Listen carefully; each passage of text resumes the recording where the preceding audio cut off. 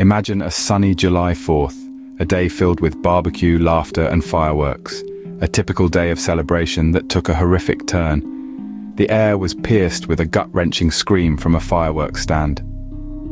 The sound echoed in our ears as we swerved our car into the parking lot.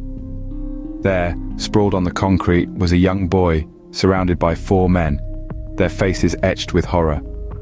Without a second thought, I leapt out of the car. Years of CPR and first aid training kicked in. As I ran towards the boy, I shouted for someone to dial 911. This was 1976. Cell phones were a dream of the future.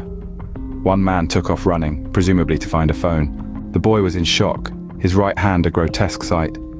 He'd smashed a so-called safe firework with a hammer, only to have it explode in his hand.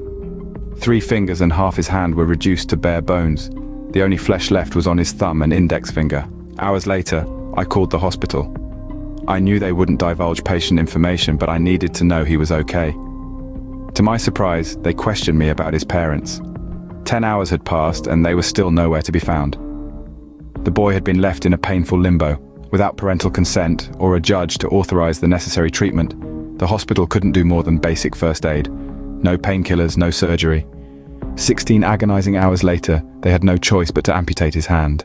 This incident served as a harsh reminder of the importance of safety and communication. From that day forward, my children always knew where to reach me. They never touched another firework.